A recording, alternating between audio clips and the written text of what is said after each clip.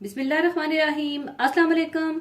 आज मैं बहुत मजेदार, आसान और झटपट बन जाने वाली रेसिपी प्रॉन बाल्स बनाना सिखाऊंगी।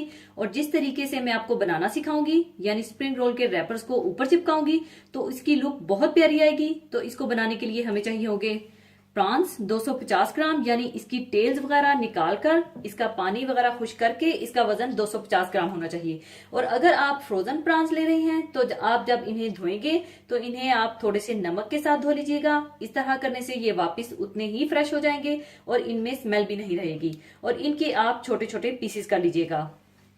और oil 1.5 table spoon, cornflour 1.5 table spoon, नमक हाफ टी स्पून और half tea spoon sugar, white pepper powder 1/4 tea spoon, तिल का तेल हाफ टी स्पून और 1 अदद अंडे की सफेदी हल्की सी फिटी हुई और 2 टेबल स्पून बारीक कटी हुई हरी प्याज चाहिए होगी।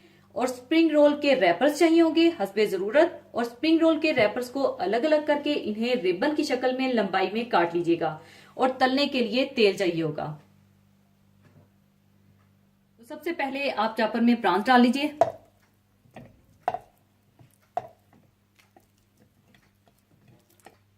और इसमें आप डाल दें ऑयल, कॉर्नफ्लोर, नमक, चीनी, व्हाइट पेपर पाउडर और तिल का तेल और अंडे की सफेदी और बारीक कटी हुई हरी प्याज डालकर इसे चॉप कर लें।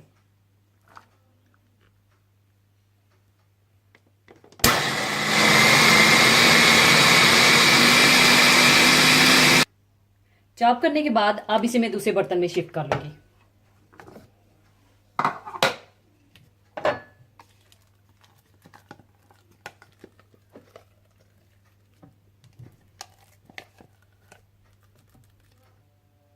इसके बाद आप हाथों पर तेल लगाकर इसके छोटे छोटे बॉल्स बना लीजिए।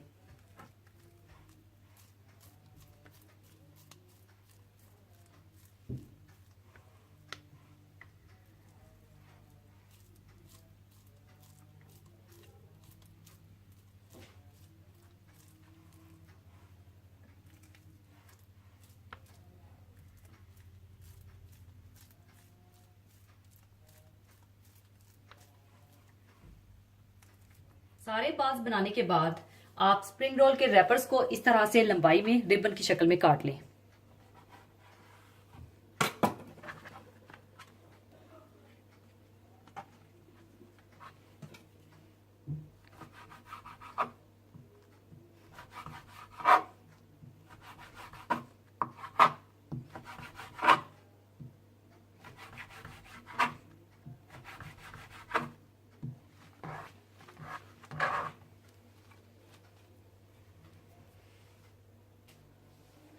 इसके बाद आप इन बाल्स को स्प्रिंग रोल के रैपर्स, जिन्हें लंबाई में काटकर रिबन की शक्ल मैंने दी हुई है, ऊपर आप इन्हें चिपका दीजिएगा।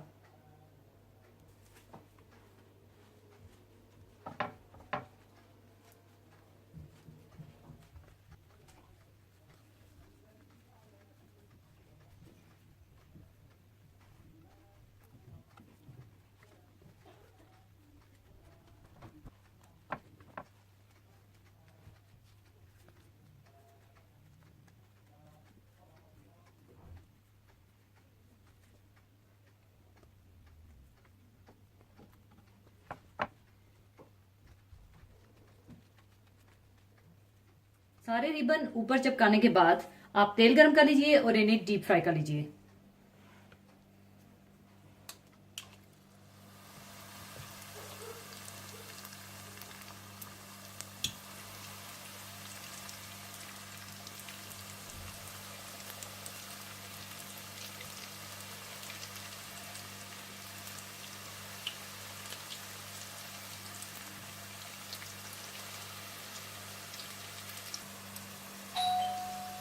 इस तरह से गोल्डन ब्राउन करने के बाद आप इन्हें निकाल लीजिए। और इसी तरह से आप सारे प्रॉन बॉल्स को फ्राई कर लें।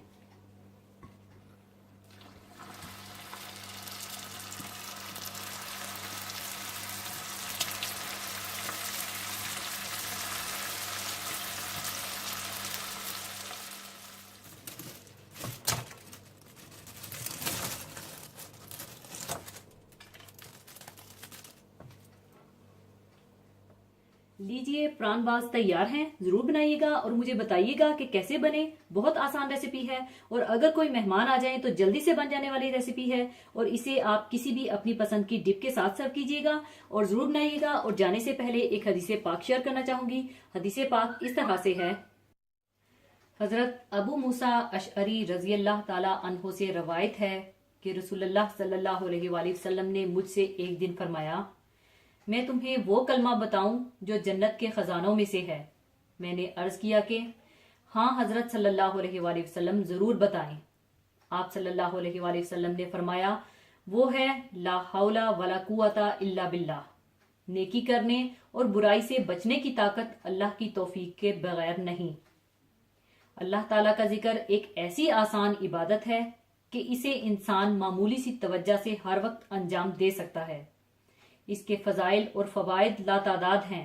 कुरान मजीद और अहादीस मुबारका में इसकी बेइंतहा ताकीद है और इस पर अमल पैरा होने पर बेइंतहा अजर व सवाब का वादा है।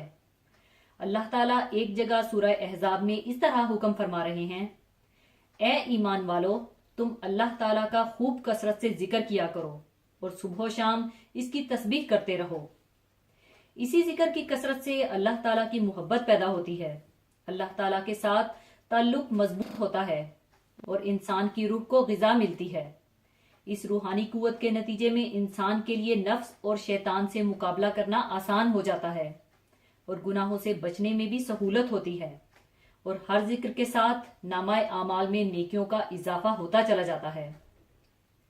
इंसान की जिंदगी भर की तमाम जद्दोजहद का मकसद और सारी तमन्नाओं और आरजुओं का हासिल यही है कि वो हर बुरी और नापसंदीदा बात से महफूज रहे और हर तरह की इज्जत और सरबुलंदी और आराम और राहत इसे मुयस्सर हो।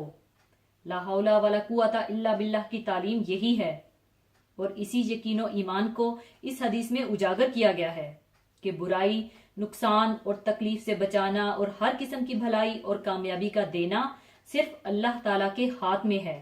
इस यकीन का दिल में मजबूत हो जाना ही जन्नत का खजाना है। इसी के साथ मैं आपसे इजाजत चाहूंगी। अपना बहुत ख्याल रखिएगा, दुआओं में याद रखिएगा। अल्लाह हाफिज।